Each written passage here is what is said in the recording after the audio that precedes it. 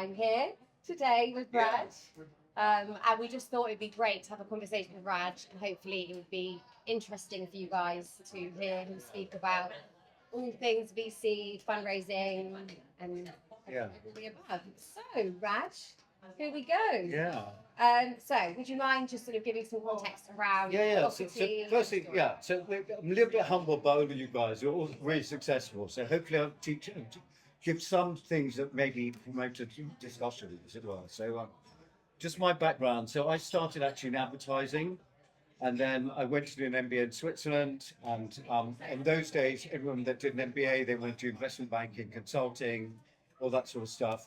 I decided to work for a startup, for a drinks brand. And I was the third employee of that drinks brand.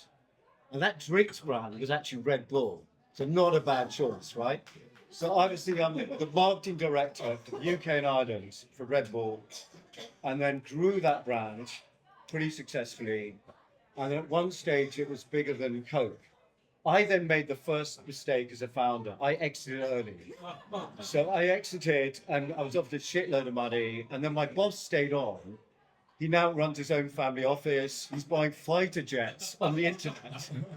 And he's an ex-US airline pilot. But anyway, there we go. That's what happened. And then after that, I started doing my own kind of venture capital stuff. And then particularly emerging markets. So I set up a VC fund where I was investing in Bollywood movies, real estate through an Israeli conglomerate, a wind farm in Turkey, which is crazy, but I did that as well. And then after doing that and deciding I didn't want to travel on the plane all the time, I decided to come back and do what I did originally, which is marketing. What I was doing then was venture capital, and set up a firm called Velocity. Well, Velocity started as a VC firm, an EIS firm, that we back what we call digital acquisition businesses, and where marketing and entrepreneurship was our key component of kind of success sort of thing. So put our own money in, all that sort of stuff. And then anyway, right now, we're worth more than, in terms of AUM, we're over 100 million. I have a debt fund and equity fund. Two of the companies here I'm really proud that we've backed, and they're absolutely brilliant. And I've probably supported 150 companies in that time. And I'm very proud of that. And it's about creating jobs and all that sort of stuff. And we changed our thesis, but that's kind of what I did. Wow, I'm wondering if you already answered my question, which my next one was about what's been your biggest leap of fame? Was it leaving Red Bull? Yeah, well, that's the biggest fuck up. Yeah. But I've done, look, you guys are all entrepreneurs. I mean, I've done a couple of things which are a bit crazy. I remember about 8 years ago, I bought the franchise rights of Richard Carey for Soho House, Bombay. So I decided to mortgage my house, and I had to give Richard Carey £500,000, and I didn't have the money, and I had 2 months to raise the money. Otherwise, I'd lost that £500,000, and I had to raise another 10 million quid. Thankfully, I pulled it off, and we now have an amazing hotel in Bombay, and we've got 3 other going on. You're all welcome to come. It's insane. We had the Michelin Star Award actually last week, which I'm really proud about. But that was a big leap of faith. And my wind farm was also a big leap of faith, because I'd never been, it was in Turkey, it was 200 megawatts. I'd never been to Turkey before. I don't know what I was doing. Again, I put shitloads of money in and lots of ups and downs, but thankfully I managed to exit during COVID. But you've got to kind of go for it. Perhaps not as crazy as me, but I think it's, every entrepreneur, it has to be about leap of faith. It's so important. Because that's the way it works, right? If you don't believe in what you're doing and you don't kind of have that ability to believe in yourself and probably have the guts to do it, that's what makes us all different to other people, I guess. And it's not always easy, obviously. Yeah. That leads me on nicely to my next question, which is about what do you look for in founders when they are pitching to you? So I think the most important thing, the way I look at kind of investing in businesses, like with Max and Jay, is that I've got to like them to start with. I mean, I would assume that all of you guys are kind of brilliant at what you do, and obviously you need to look at the business plan. We have 15 criteria. We look at 800 companies a year. We have loads of criteria. We use AI, all that sort of stuff. But ultimately, it's about the interaction that I have with the people that we invest in. And that also applies the other way, because you've got to like me, because I'm going to be on your ass for the next 5 years of your life, and all my people that work with me, and you have to have that ability. It's like a marriage, and so it's kind of like ability, other than talking all the standards about cash flow, all that stuff. For me, that's really important. So I want to work with people that I'm passionate about, and so and I would say the same for when you have your investors. I mean, a lot of you guys have got investors and all that stuff, but so important that you get on with those people. You believe those people can build your business and help you build that business, and understand, most importantly, when the shit happens, because it's going to happen. Definitely will happen. So you want to be there with someone that can truly help you, in my opinion. So kind of looking more now at the current market, and obviously times are tough. And so what would you say makes a business stand out as being investable as opposed to a business that isn't kind of right now? So I think there's never been a good time. I don't know if any can remember a good time when the UK economy is amazing, right? So I don't think you should worry about the environment. And the one thing I can see right now, even with the companies that we're investing in, like this month and previously and next year, that great companies will always thrive. Yeah.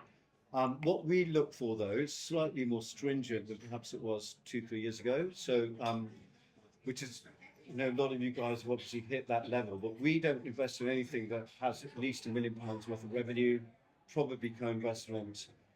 Because our job is to get that business from, let's say, the average is 5 million, get it to 20, then our investors can exit, then you kind of go that way. So whereas when we first started, I was more open to investing in kind of startup businesses with less than £1 million revenue. Now and most VCs will be very stringent on that. So it's tough if you're a startup. But great ideas are great ideas. So, yeah. So looking ahead to 2026, what opportunities do you see for the market? I think. What are you excited by? Well, no, so I think I did a lot of. So I'm not trying to plug this on purpose, but a lot of you guys, I think people are scared of debt and venture debt. And I have another company called Juice, which is a venture debt business, and we're growing. So obviously with the demise of equity raising and all the rest of it, it's a very attractive proposition. But you shouldn't be scared of it, because if you look at traditional lending, if you go to traditional banks, it's very hard to get a loan, it's personal guarantees, all that sort of stuff. But actually with the new kind of debt products, venture debt products that are out there, which one of mine is called Juice, we just look at your data. And it goes, and so, going back to my Red Bull days, right? We were really good at marketing. But we didn't know what bits were good. Was it the advertising? Was it sponsorship? Was it the Formula One? Was it this? Was that? Was the rest of it? The biggest paradigm shift that's happened in my career of venture capital is the fact that, digital acquisition is data driven. I know if you want to get a customer on Thursday, excuse me, that it's going to cost you $10. You know that customer's going to be worth $50. That's it. Yeah. That data is precious. It's actually a commodity that you can collateralize through cash, and that's what Juice does. And if you're talking as being a founder, think about, in every round that you do, your average dilution be 20%, right, on each funding round. That's the kind of benchmark thing. But if you could say that actually I want to take 10% of equity and take 10% of venture debt, as long as it's done in a way which doesn't impact your cash flows, it's on a margin basis, that's a win-win for you. Because when you come out of on a like-for-like basis, if you take that philosophy on, you're going to make double the amount of equity. This is why you guys are doing what we're doing. So if you can come out instead of 10% with 15%, by being a bit more clever about how you construct the financing, as long as it doesn't mean you're putting your house and your loan and all the rest of it, that's really exciting. So Juice, for example, looks at your data, it works out what your facility is, it provides that facility, and if at any stage through your data, it says that data actually is going to concertina, So, for example, if you take Red Bull, like if Red Bull gives you COVID, we stop lending. If Red Bull cures COVID, how much fucking money do you have? And that's the thing that I think most entrepreneurs should be really, you should look at it. Don't be afraid of it. It's not going to destroy your company. It's not going to destroy, you're not necessarily having to give personal guarantees. And it could really build your business with the right companies. And that kind of notion of having debt and equity together, I think particularly when it's hard to raise equity is, for me, the most exciting thing. And really good, it's a win-win for everyone.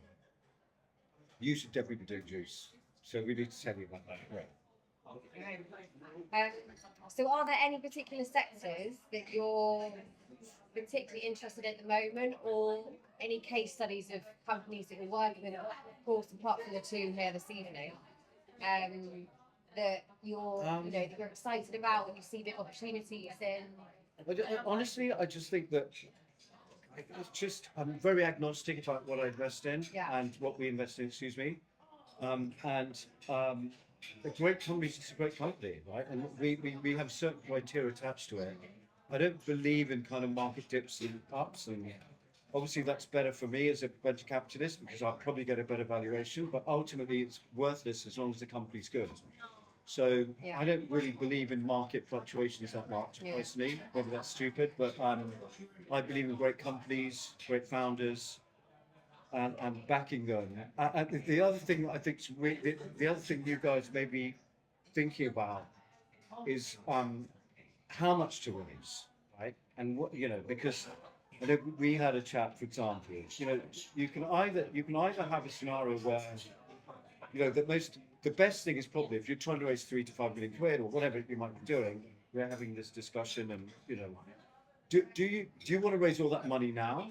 And the benefit as an entrepreneur is that yes, that's brilliant because I've got 2 years cash runway. I can breathe. I can then get on with what I really like doing because not many founders enjoy fundraising. You have to do it, right? As opposed to doing a milestone-driven approach to create value. And so that's a big challenge. And neither answer is right. It's just something you all need to think about. And for me, I love the notion of milestone driving because I want to help the entrepreneur get more value.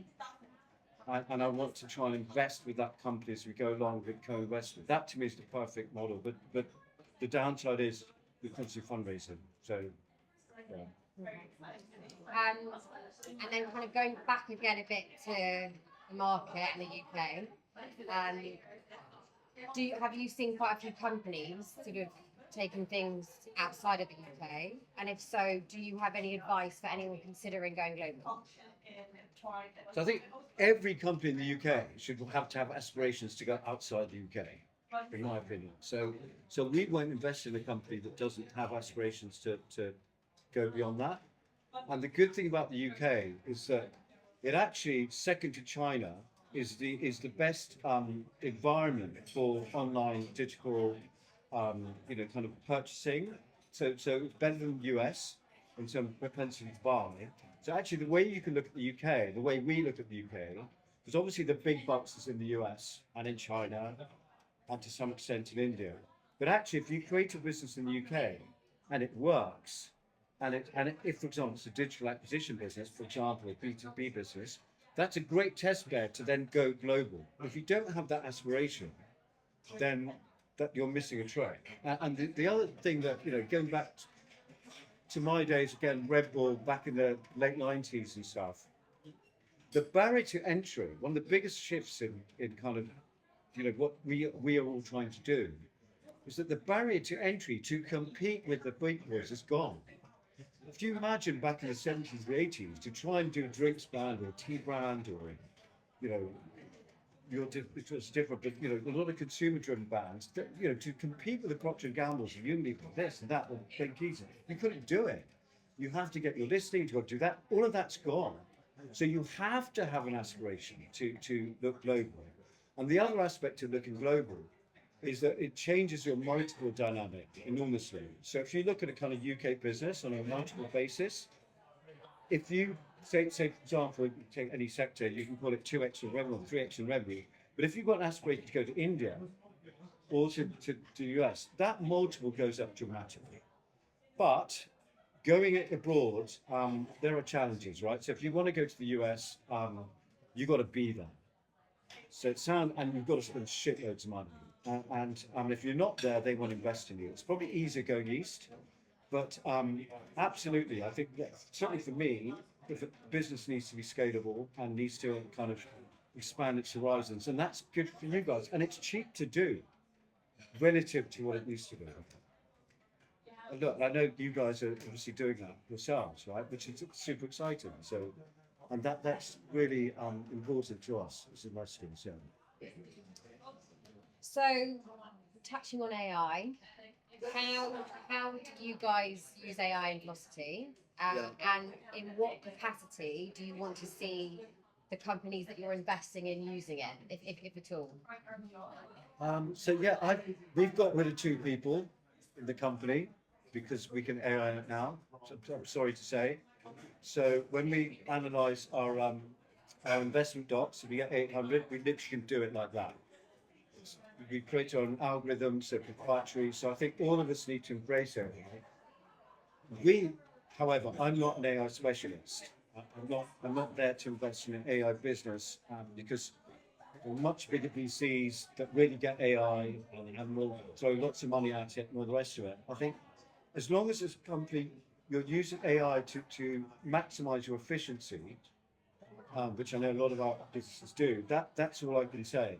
I don't really have a commentary on what will end up. And the one thing is, if you go to any conference, it was like Tech Summit in Portugal 2 days ago, every single stand's got AI in it, right? The valuation's way high. So if you can do a business which isn't kind of chat GBT based, but you've got your own SLM models that you create around it, that's the secret. So we have a language-based business called Lucida that we're backing, which is kind of not an LLM, but it's kind of building its own kind of AI system. That therefore is more interesting than just AI for the sake of it. But all of us, I'm sure, use AI around this table to some extent, right? So, happy days. So, are you using it to go through pitch decks? Yeah, we do. Yeah. Yeah. So literally, we have our own proprietary. We built our own LLM system. And you can give us a pitch deck in 30 seconds, it will punch out a score that's based on what we do. Yeah. And anything that's scored above 25, we'll then have a look at it. Okay. If it's not, no thanks. That saves two people. Yeah.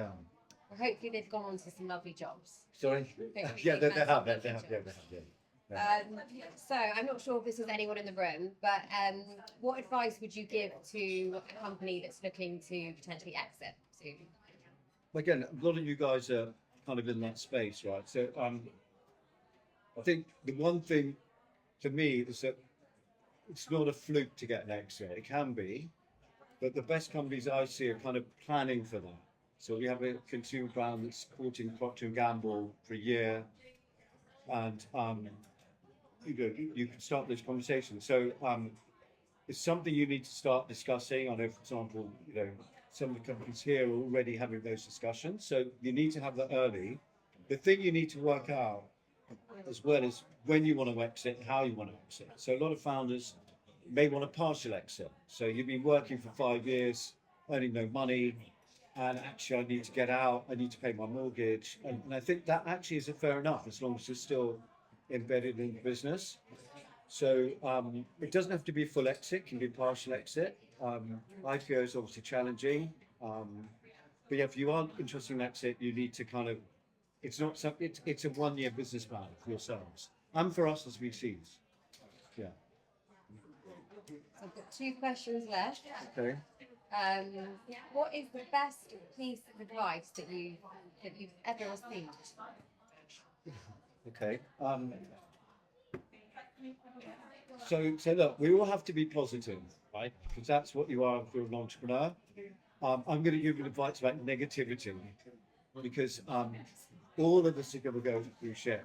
And the 2 best bits of advice I've got, one was from the ex-CEO of JP Morgan, who said, deliver bad news quickly. I think that's so important. If something goes wrong, tell your investors, tell your stakeholders that something happened. People appreciate them. And then the other bit of advice on negativity that I think is really important is that when it goes really bad, which unfortunately it will, I'm sorry to say, something's bad's going to happen in your business. And the best advice I got, I recently went through a bit of a crisis with investment we made. Take it day by day, because if you don't, it can be overwhelming. Think about what you're going to do today, do that thing today, get on to the next thing, and then you can deal with that problem. So those to me are the best things. That defines a person dealing with when things go wrong, in my opinion. Very, very good piece of advice. It is hard, isn't it, with the It's hard to do, but with the yeah. bad news? People tend to avoid it. No. And then the final question, as we're all sat round a dinner table this evening, who would your dream dinner party guest be, dead or alive? Okay, yeah, I knew you could ask this. So, And it can't be Frankie. yeah, exactly. Yeah. It actually is funny, but yeah. If she Other pays than me. Frankie. There's actually, look, I'm really into cricket, so none of you don't know this guy. But Andy Zaltzman is my hero. He's a mathematical genius. I think he's a great comedian. But on a dead basis, I don't want to offend anyone, but I would say Jesus Christ. And I'm not religious. I'm not religious. Yeah. No. Because if he actually is the Son of God, right? Happy days. I'd love to meet you. If he's not, and I don't mean to offend anyone, the greatest marketeer of all time. So I think that would be interesting. How did you bloody do that? Get the biggest religion in the world, right? Bigger than Red Bull. So that would be my thing. Yeah. Hopefully you get both. Maybe, That'd yeah. be fun. Yeah. Cool. Well, that's So it. thank you guys. Yeah. Cheers.